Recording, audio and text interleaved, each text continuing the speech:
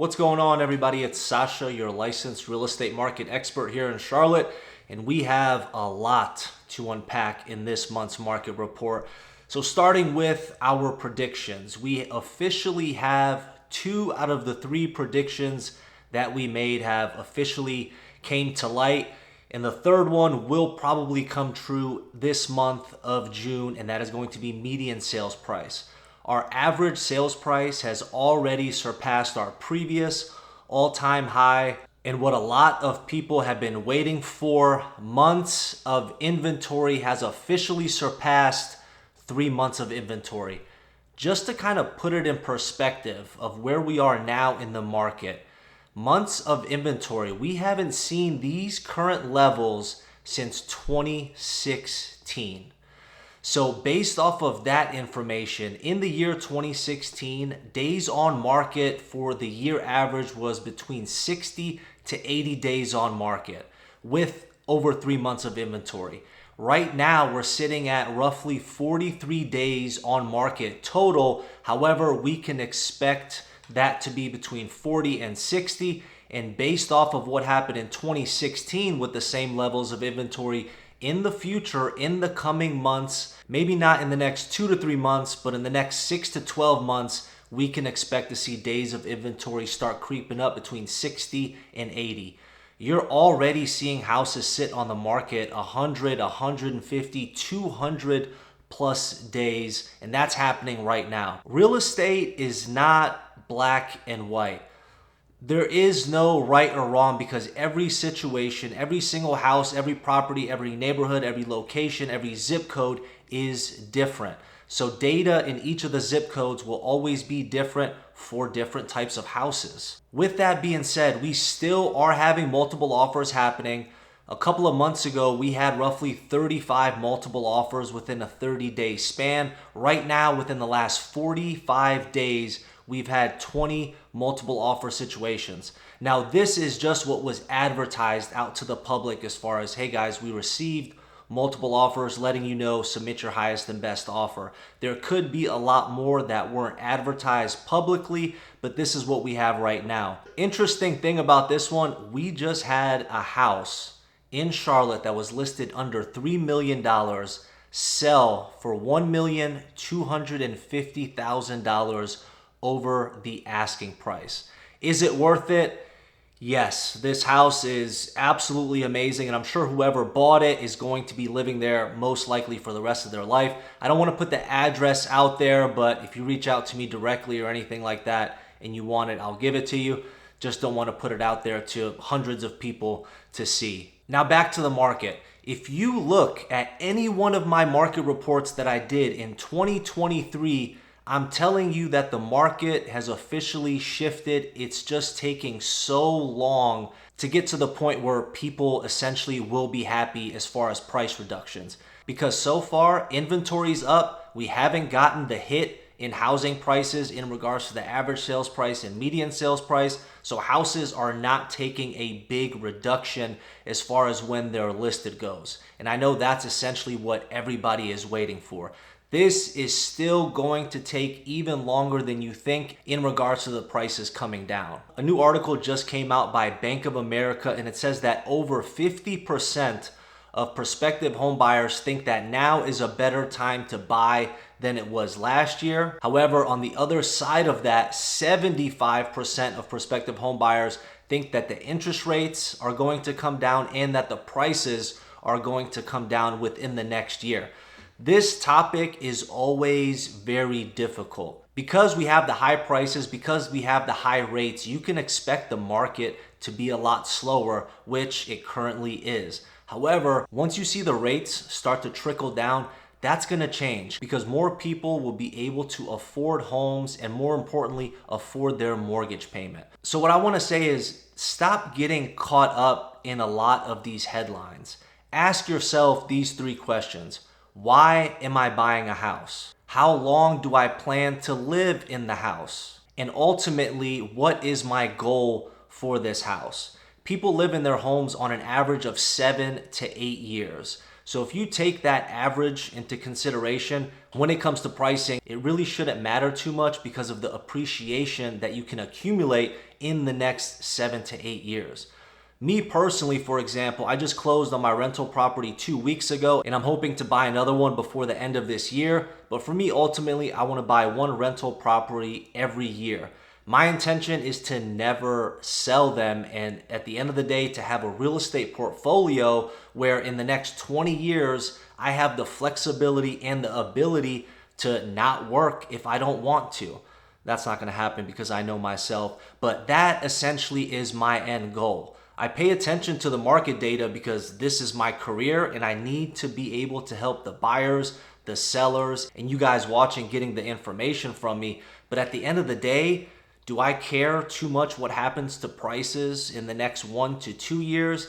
I personally don't, because I'm looking at everything for very long term. Now with that, the ultimate decision lies with you. Ask yourself those 3 questions and see where you are. Because right now, for a lot of people, renting is the better option than buying, because a mortgage on a $500,000 house versus renting that $500,000 house, you're going to be saving a lot more money renting, and that's just the reality that we're in right now.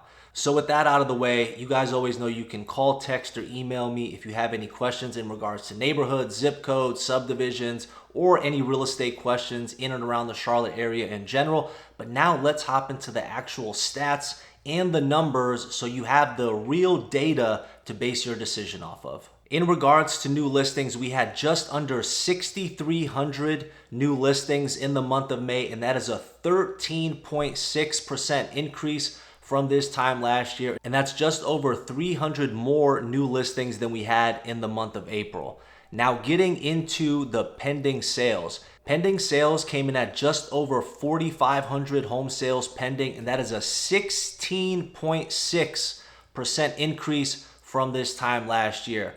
And with this one, take a look at the 2 years prior. 2023, we had a 16.2% negative pending sales. 24, we had a negative 5.5 in pending sales. This year, we are in the positive at 16.6%. This is telling you that there's still a lot of home buyers in this market and wanting to get into this market. However, taking it back to new listings, there's a big discrepancy if you'll notice. New listings just under 6,300, pending sales just above 4,500. You're looking at an 1,800 home to pending sale difference. That is why you see our inventory going up. The inventory and the new listings is starting to outweigh the demand that we have for these houses due to prices and due to the higher rates. And as the houses sit on the market longer and longer and longer, what does that do? It accumulates a lot more inventory in the market. In the craziness that we had from 2020 up until about the tail end of 2022, you just couldn't keep up because every single thing, every new home that got listed was gone within the first couple of days, if not the first week or two.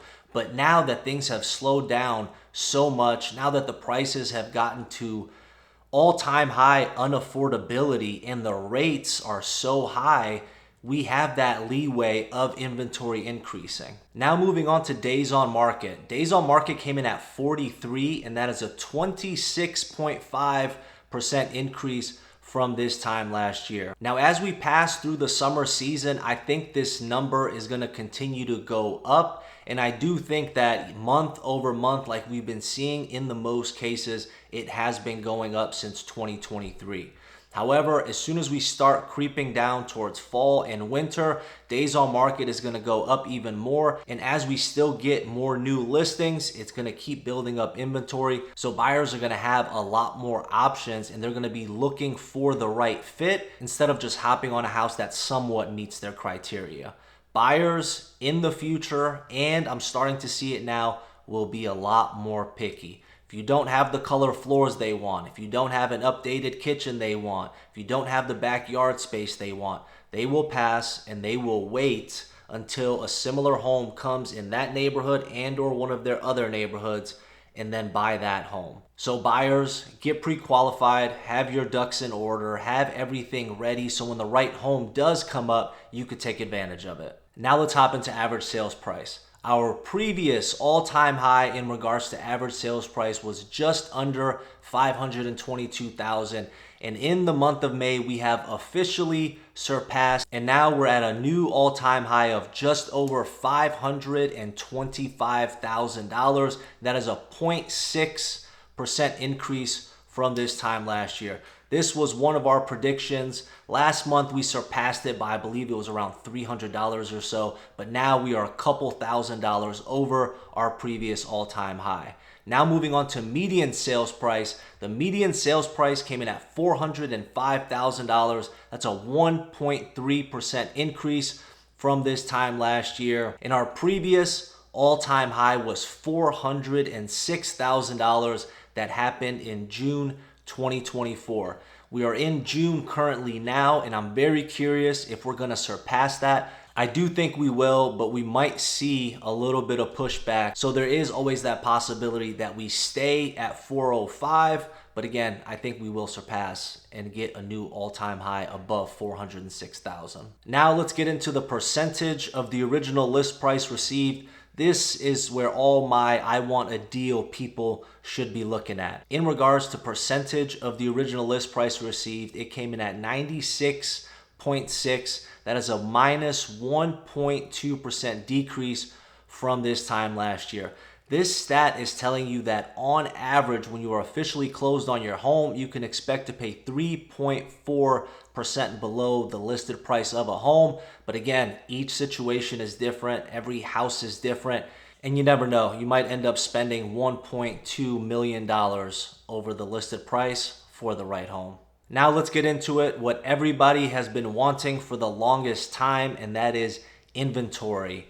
Again, we are at 2016 levels in regards to inventory. Months of inventory came in at 3.1, and that is a 34.8% increase from this time last year.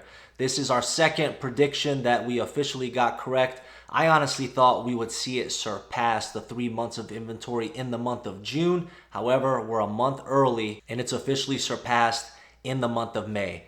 The market is going to continue to be slow unless we see some big fluctuations in regards to the interest rates. There are deals out there to be had if you're somebody looking for deals. Market is changing. Remind yourself why you want to buy a home, how long you intend to live in the home, and what your end goal is with the home. Again, any questions in regards to anything Charlotte related, call, text, or email me. I hope you guys enjoyed this video. I'll catch you on the next one. Take care. Bye.